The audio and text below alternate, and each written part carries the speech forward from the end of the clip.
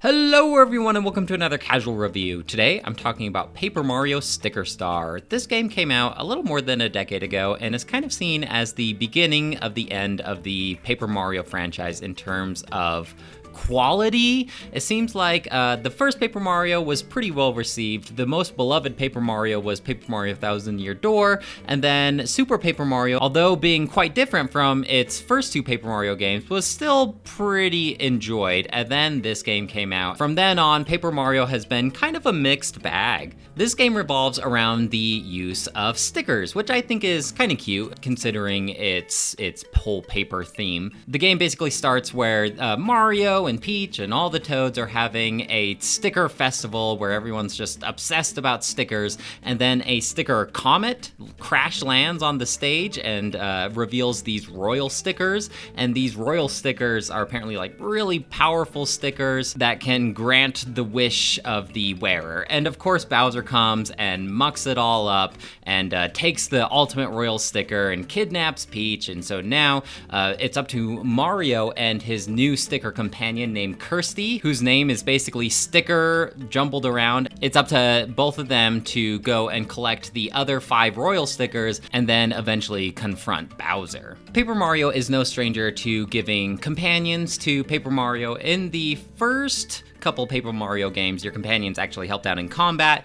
In this game, Kirsty acts as more of a guide, someone to tell you all about the mechanics of the game, and if you need advice or if you're stuck on a certain part, then you can talk to her and she might give you a hint as to how to proceed in the level. The overworld in this game is level based, where it is more similar to like a traditional Mario game where you go to level 1-1 and then 1-2, 1-3. I don't really like the whole level select. It makes all of the world feel so disjointed and separate, and part of the thing that I really like about the older Paper Mario games is this whole interconnected world that you can explore, and I don't think that it would have been too big of a deal to just connect all of these separate levels together in some way and then add some kind of like fast travel system. I think the main reason that they decided to chunk this game up into levels is it's the first handheld Paper Mario game, and so they have this incentive to chunk up the gameplay as well, because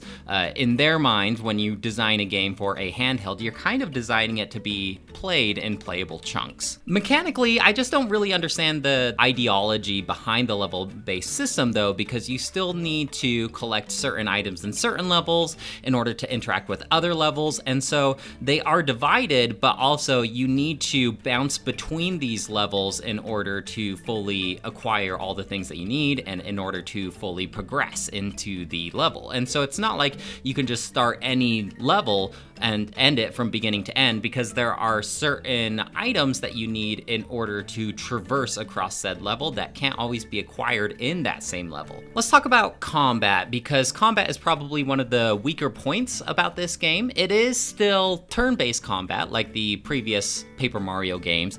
In this game, in order to use any of your abilities and your moves, you need to use a consumable item called a sticker. So if you wanted to do a jump attack, then somewhere in the level, you need to acquire a jump sticker. And these are scattered all over the place. They're stuck to walls and floors, and sometimes when you defeat enemies, you can get them. You can purchase these stickers with coins if you want, and while they are plentiful, it does feel like you're wasting resources every time you get into combat because you need to use these one-time consumable stickers. And there's different rarities of stickers. So basically, like the shinier and fancier the sticker is, the more damage that it does. And so really you end up hoarding all of your really, really good stickers for end level bosses, because you don't want to use your rare stickers on some weaker enemies. And really, this whole system of stickers isn't actually that bad, and I do kind of like the idea of always mixing up the gameplay and having to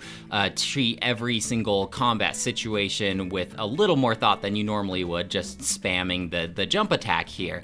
The thing that I really don't like about the combat with this game is it takes away a lot of the traditional Paper Mario RPG mechanics, because if you've ever played an RPG game before, you defeat enemies, you gain gain experience, you use that experience to level up, and leveling up will power up your character. So in the previous Paper Mario games, whenever you level up, you can use this to increase your badge points, your health, or I think maybe your attack. And so there you have that incentive to go around and defeat every enemy that you encounter. This game, however, completely does away with that. There's no experience, there's no levels. The only way to really permanently upgrade Mario in this game is to find these hidden HP up hearts, which basically increase your hit points by 5. And these are hidden in varying degrees of difficulty to find. And so you're probably going to find at least a couple of these HP up hearts, but some of them are pretty hidden. And if you wanted to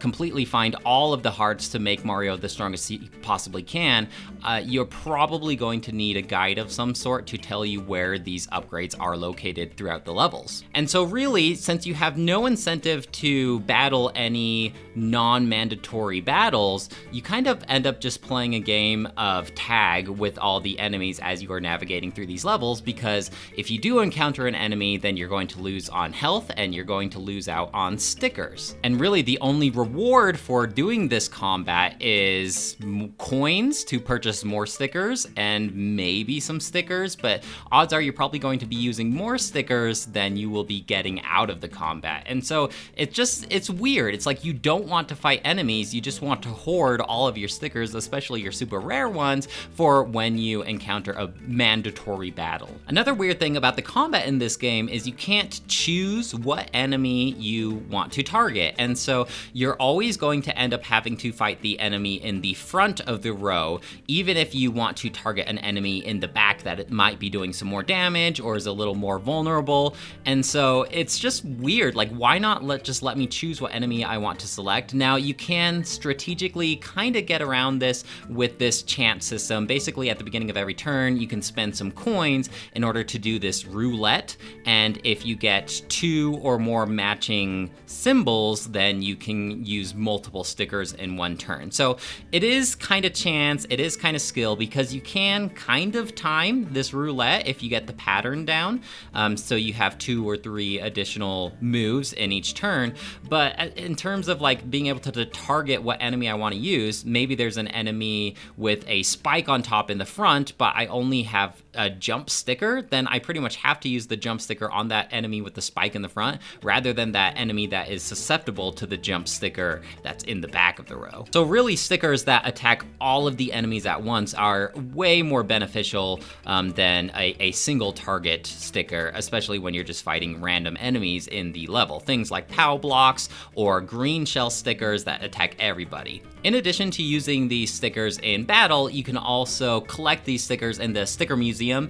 This is kind of a fun idea with a poor execution, and I guess that's going to be a running theme in this game. The Sticker Museum is just this building that you can go and you can place all of the stickers that you have collected throughout your adventures, and it is kind of satisfying placing the stickers. You know, you kind of go into this mode, I think it's called like Paperize or Stickerize, and the idea of this mode is you can like peel off certain stickers or place certain stickers, and it's satisfying collecting all of the different stickers, but the incentive to do so is pretty much non-existent. I did look it up to see if this was worth my time, and the only rewards that you get for completing these sticker museums are being able to listen to the soundtrack of the game, and then I think you might be able to look at like the character models in the game or something like that. I feel like this is a missed opportunity with the sticker museum, because it could this could be potentially another revenue for upgrading Mario. Maybe like you reach certain tiers. Once you collect 5 stickers, then you get an upgrade. Once you collect 15 stickers, you get an upgrade. And I would have been a lot more incentivized to do so throughout the game if I was promised upgrades that could potentially help me in combat. But as the rewards stand, they are not worth my time, despite how satisfying it may be to collect these stickers. By the end of the game, I was just completely ignoring it because I don't want to use my precious rare stickers in the Sticker Museum when I could use them in combat for a difficult boss. This game also introduces the concept of non-paper things, which is kind of fun. When you hear the name of these, you're gonna laugh, because non-paper things that are scattered in this world are called things. Yes, I can only imagine the meeting where they were talking about, all right, we need to come up with a name for these three-dimensional things that are scattered throughout the world. Dan, you've been working on this all week. What do you got? Things? Brilliant. Give this man a raise. And so the idea of these things, they're like hidden throughout the level, and basically you can transform these things into stickers. And this is my first complaint about the things, is the process of turning these things, these 3D objects, into stickers is quite tedious, because you actually have to go back to the main city, main central hub in the level select, and then you have to go to a certain guy and select each one of your things that you have collected throughout the game, and then you have to like throw them at a wall, and then they take up inventory space in your sticker pages. And you get more sticker pages as you progress through the game, but like still, some of these things can be really big stickers. But the idea of these things is they serve a very useful purpose when you are playing through the game, both in the level exploration and in the actual combat themselves. These things serve certain roles, and so there are like cold things like refrigerators and AC units, shaved ice, and this will like cool off the world given the situation. So if you go to like a lava level and there is like lava streams blocking your path, then you can use like a cold thing sticker to make it so that you can progress. There's another one where you are in a room full of garbage and you needed to use a vacuum sticker thing to suck up all of the garbage. And this sounds kind of fun, kind of like a little game of like, oh, what thing should I use for the right purpose? But again, it's the execution of this thing that makes this game kind of fall short, where these things, sometimes they are hidden in plain sight, other times they are a little more obtuse in order to find where they're at. And so if you haven't acquired this certain thing or haven't converted that thing into a sticker when you're in a level, then your only choice to progress through that level is to back out of the level, search for the thing that you need, and then turn it into a sticker and then return back to where you were before. Sometimes you may have a thing sticker that you think may serve a purpose that the game wants you to use. You may like justify it in your head, but when you actually use it, it's not the specific thing that the game wanted you to use. And instead of you being able to keep that thing sticker is now gone. It is a consumable thing, even if it's not the correct thing sticker.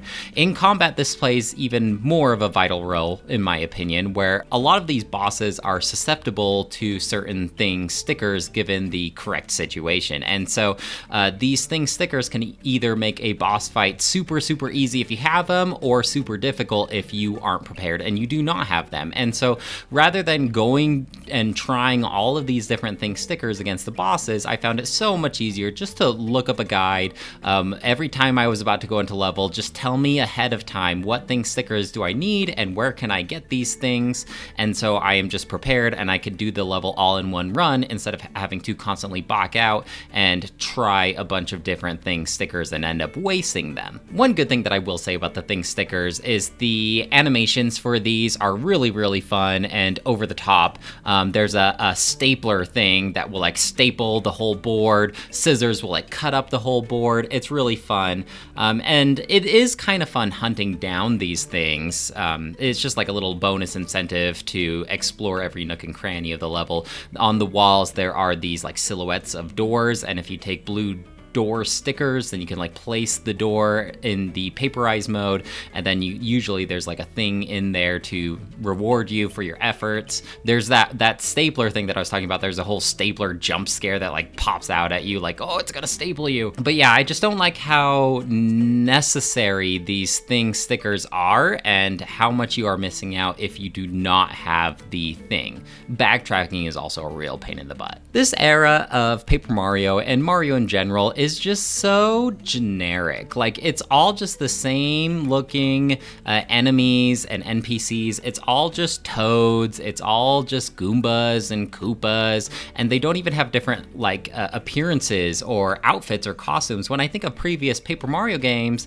all of the characters are so colorful and they have all these different outfits that really define who they are and what they look like and their personality. But in these games, like, a toad is just a toad. A Goomba is just a Goomba. I will say there is a scene, it might be hidden, but you do find a paper birdo that like sings to you on a swing that is fairly entertaining, and he will give you a goat thing. Also, in one of the desert levels, as you are exploring like this ancient temple pyramid type of situation, on the walls there are like these hieroglyphs of these ancient Koopas and Toads. However, they have like regular proportionally sized human limbs. And so picture like a normal guy just crouching on all fours on his elbows and knees, but he's got like a Koopa shell and a Koopa head. Or like picture Toads, but instead of their nubby little arms and their feet, they actually have like arms and legs. It's pretty trippy, but it's interesting. Maybe this is actual canon lore that back in the day, Koopas and Toads were more human proportion size, which is actually kind of terrifying when you think about it. But yeah, it's like as far as the levels go, it's just like the same traditional levels that you're used to whenever you play like a Mario game of that era. Like the first level's obviously going to be a grassy area, the second world's going to be a desert, then the woods, and then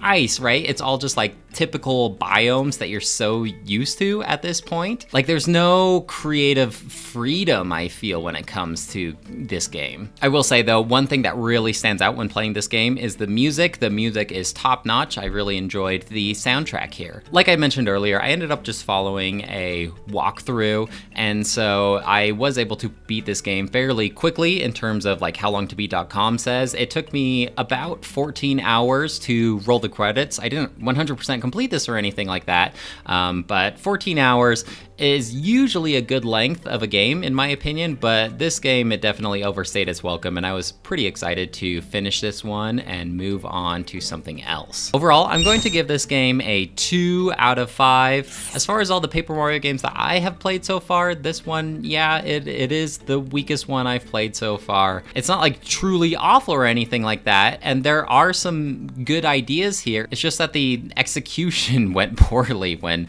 actually like implementing these ideas. Well guys, that's it for me. Let me know if you have any questions or comments about Paper Mario Sticker Star, and I'd love to hear what you have to say. Otherwise, I'll talk to you later. Bye!